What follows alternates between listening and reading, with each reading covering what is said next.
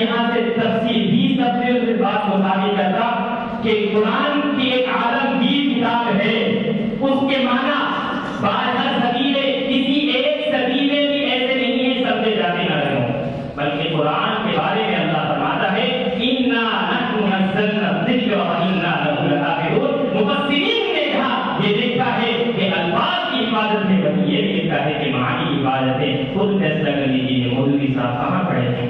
یہ کیا کہہ رہے ہیں؟ دین اصل معنی بیان نہیں کریں گے، اصل معنی میں بیان کروں گا اس کو۔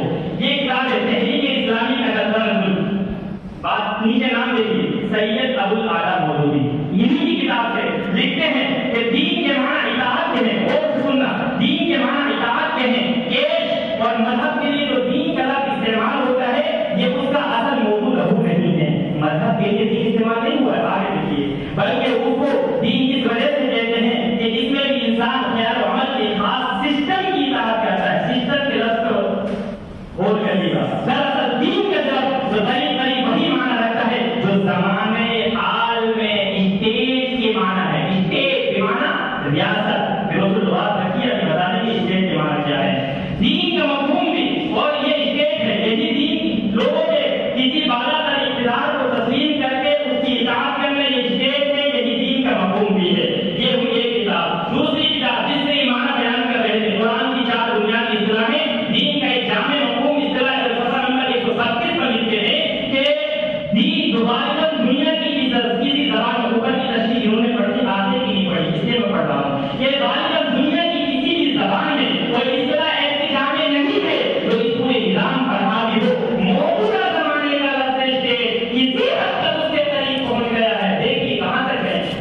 موجودہ زمانے کا لفظ اسٹیٹ کسی حد تک اس کے قریب پہنچ گیا ہے، لیکن ابھی بھی اس کو دین کے پورے معنی حضور پر حاوی ہونے کے لیے مزید وسعت درکار ہے۔ پہلا سوال یہ ہے آپ نے یہ دین کے معنی اسٹیٹ کی تشریح کہاں سے کی ہے، اس کا جواب دیجیے گا۔ دوسرا سوال یہ ہے کہ آیا مفسرین کرام نے جو دین کے معنی بیان کرے ہیں اس کا کیا مطلب ہے آپ کے نزدیک؟ میں آپ کو پیش کرتا ہوں، اٹھائیے ذرا، تاج العروض ہے، تاج العروض میں لکھا ہے الدین والاسلام، آگے لکھتے ہیں الدین والمکافات، اسی طریقے سے آگے لکھتے ہیں الدین والعادہ، آگے لکھتے ہیں الدین وعادہ، الدین ذل، کہیں ریاست و سلطان کا لفظ آیا نہیں آیا۔ لسان العرب اٹھائیے، لسان العرب مرآت المفاد، اس کو بعد میں پیش کریں۔ لسان العرب میں بھی یہی معنی ہے، اور اسی طریقے سے فروق اللغویہ میں بھی یہی معنی ہے۔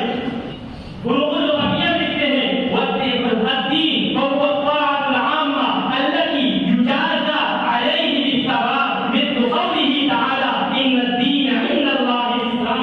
اسی طریقے سے مفردات القرآن للإمام راغب اصفهانی کی صفحہ 278 پر لکھتے ہیں والتوسعية للشريعة والدين كالملة، اور یاد رکھیں اسی فروق اللغویہ میں دین اور ملت کو ایک معنی میں ثابت کیا ہے۔ آگے لکھتے ہیں لكنه يقال اعتبارا بالطاعة والقياد للشريعة۔ میں ترجمہ اس لیے نہیں کر رہا ہوں کہ آپ دارالعلوم کے طالب علم ہیں، کوئی مودودی صاحب نہیں ہے۔ اسی طریقے سے آپ آئیے تفسیروں میں روح المعانی قرآن میں ہے ان الدین عند اللہ الاسلام، اللہ فرماتا ہے کہ دین کے معنی کیا ہے، اسلام کے ہے۔ روح المعانی ہے، اس کی تشریح ہے لا دین موجود عند اللہ تعالی سوى الاسلام وهو على ما اخرج المشرع عن قتادہ شہادت لا الہ الا اللہ والاقرار بما جاء من عند اللہ وهو دین اللہ تعالی الذي شرع لنفسه وبعث به رسلا ودل عليه الاولیاء۔ اسی طریقے سے تفسیر ابن کبیر میں بھی یہی بات معنی موجود ہے۔ اسی طریقے سے تفسیر ابن کثیر میں آگے لکھتے ہیں اذا دین عنده يقبله من احد سوى الاسلام وهو اتباع الرسل فيما بعثه الله به في كل حين۔ اسی طریقے سے تفسیر قرطبی میں ہے ان الدین عند اللہ الاسلام، الدین في هذه الاطاعة الطاعة والملة والاسلام، اور اسلام کی تشریح وہی ہے جو انہوں نے ابھی روح المعانی میں لکھی ہے۔ عاشق الساقی میں بھی یہی معنی لکھتے ہیں۔ اسی طریقے سے معارف القرآن میں لکھا ہے عربی زبان میں لفظ دین کے چند معنی ہے، جس میں ایک معنی طریقہ اور روش ہے۔ قرآن کریم کی اصطلاح میں لفظ دین اصول و احکام کے لیے بولا جاتا ہے جو حضرت آدم علیہ السلام سے خاتم الانبیاء تک سب انبیاء میں مشترک ہے۔ لفظ شریعت یا منہاج یہ بات کی اصطلاحات ہے۔ لفظ مذہب شروع